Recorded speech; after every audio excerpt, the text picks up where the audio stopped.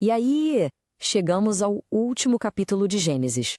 É o final de uma saga de família daquelas, cheia de drama, de altos e baixos. É o fim de uma história. Mas, como a gente vai ver, é também o começo de algo muito, muito maior.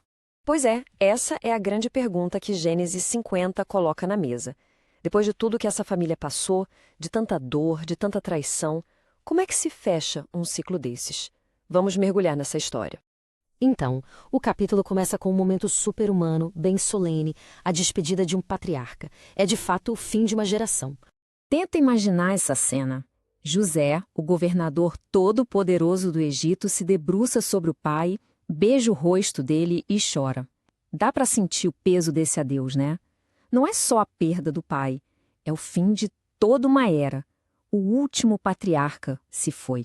E o respeito por Jacó, que na verdade é um reflexo do poder do filho dele, José, é sentido por uma nação inteira. 70 dias. Esse foi o período oficial de luto em todo o Egito. Pensa só, uma nação inteira para chorar por ele. Isso mostra o status gigantesco que essa família tinha alcançado. E o funeral? Gente, não foi qualquer coisinha, não. Foi uma comitiva real, com carros de guerra, soldados, os líderes mais importantes do Egito. Todos eles viajam até Canaã para honrar a promessa que José fez ao pai. Foi uma despedida digna de um rei. Bom, Jacó é enterrado na terra prometida, exatamente como ele queria. Mas assim que esse luto público acaba, o foco da história muda completamente e vai para um medo antigo, um medo que estava guardado. Sabe quando fica aquela tensão no ar? Pois é, a cerimônia acabou, a comitiva toda voltou para casa e agora os irmãos de José estão sozinhos. Sozinhos com os próprios pensamentos e com a memória do que eles fizeram lá atrás. E essa é a pergunta que não sai da cabeça deles. A traição, a venda, as mentiras, tudo vem à tona. Sem o pai, que era tipo uma garantia de paz, o medo da vingança volta com força total. Eles estão, literalmente, nas mãos de José. Aí, desesperados, eles bolam um plano. Mas a reação de José a tudo isso é o que se torna o verdadeiro clímax emocional dessa saga toda. E é uma reação que ninguém esperava. Completamente dominados pela culpa e pelo pavor, eles mandam uma mensagem e em seguida se jogam no chão na frente de José. Eles chegam ao ponto de se oferecerem como escravos. É um ato de desespero para tentar acalmar a raiva que eles tinham certeza que viria. E então, José chora. Mas olha, não é um choro de raiva, nem de satisfação, de agora vocês vão ver. As lágrimas dele vêm de um lugar totalmente diferente. Um lugar que os irmãos dele nem conseguiam imaginar. E aqui está, uma das frases mais poderosas de toda a Bíblia. José não finge que o que eles fizeram não foi grave.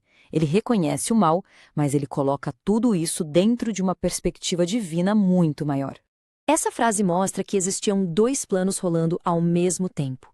De um lado, o plano humano, cheio de traição, de dor e que naturalmente levaria à destruição. Mas, por trás de tudo, tinha um plano divino em ação, que transformou toda essa dor em propósito e usou o mal para salvar milhares de vidas da fome. E ele não para só no perdão, não, ele vai muito além. Ele promete que vai sustentar todos eles, que vai cuidar das famílias, dos filhos. Ele escolhe a graça no lugar da vingança, e isso consolida o legado dele. Não um legado de poder, mas de perdão e propósito. Com o conflito finalmente resolvido, a narrativa dá um salto no tempo e a gente vai para os dias finais de José e para o legado que ele deixou. O tempo passa. José vive uma vida longa, completa, até os 110 anos. Ele chega a ver os bisnetos. Ou seja, ele vê com os próprios olhos a promessa de Deus a Abraão começando a se cumprir.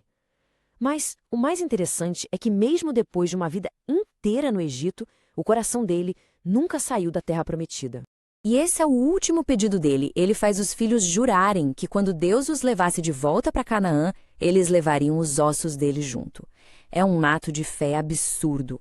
O corpo dele é embalsamado, colocado num sarcófago no Egito e fica ali, esperando o dia em que a promessa de Deus se cumpriria por completo. E é assim que o primeiro livro da Bíblia termina, não com um ponto final, mas com uma promessa pendente, deixando pra gente algumas verdades muito profundas e que duram até hoje.